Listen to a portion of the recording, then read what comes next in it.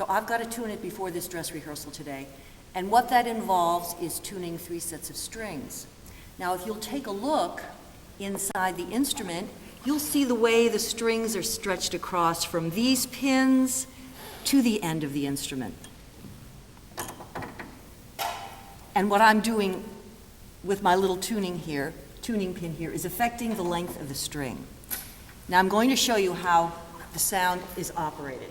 If you'll take a look into the instrument here, you're going to see the jacks. Now these jacks are all sitting on the keys. The key actually, would you come and take a look at the key? See this pretty key? It's made out of ebony with trim, and this is bleached beef bone actually. Now the key extends all the way into the instrument, and on the back end of it, these jacks are sitting. So when I depress the key, they fly up. And that's why I need to have this on, otherwise they'd fly right out. But I'm taking it off for now to show you. Okay, so here we have a jack. In the jack is a little pick. In the old days, it would have been made out of bird quill. It's also known as a plectrum. That's Latin for pick. And when I depress the key, the jack comes up, and if you can just take a look, can you see that? Can you see the way it plucks? Good. And then on the way down, the plectrum just slides over the string, not plucking it, of course, on the second time, but it's on the way up that it plucks. The red felt is a damper which stops the sound from ringing. Okay, now I'm going to put the jack rail back on so that I can tune, and I'm going to continue tuning. The first thing I do when I'm tuning is set the temperament, which means that I get my initial pitches. So I take an A from a tuner, then I get an octave and subsequent fourths and fifths. I'm at the point right now where I'm tuning the second set of strings to the first. Ultimately, I have to tune 3 sets of strings, so I better get to it.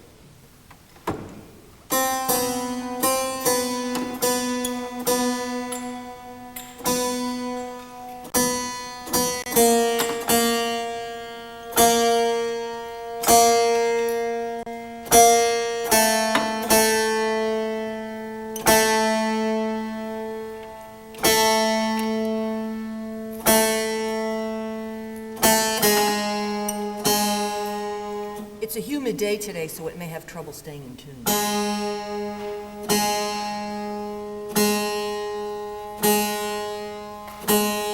But the musicians will complain bitterly if it's not in tune, because the strings, for instance, have to make their pitches on their instruments, and if this isn't in tune, they don't know where to put their fingers.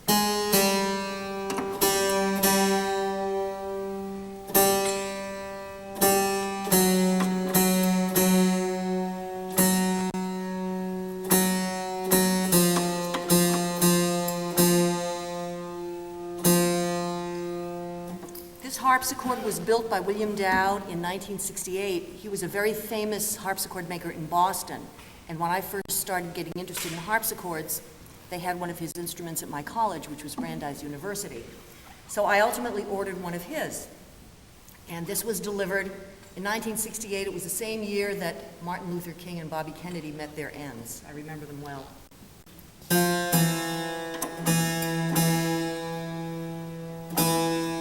The instrument is totally handmade.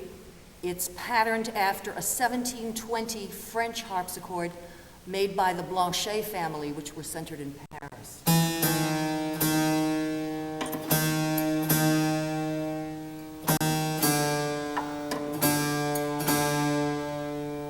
William Dowd no longer makes harpsichords. He's kind of old now, and he gave up his business, and the shop did not continue, but his instruments are among the best American harpsichords that were made in the 60s and 70s and into the 80s as well. Now in Paris, Marc Ducornet is making very beautiful instruments, and those are perhaps the best that are being made today. In addition to Frank Hubbard's harpsichords in the Boston area.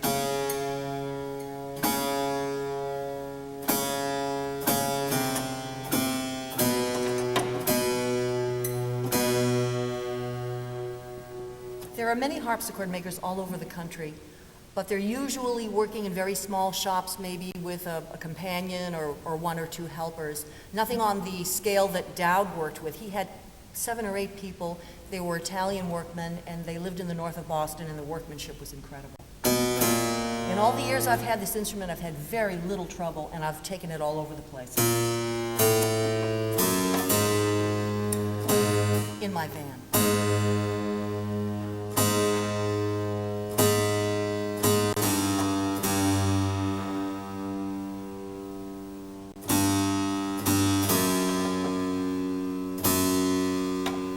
You better let me finish tuning now. I'll see you later.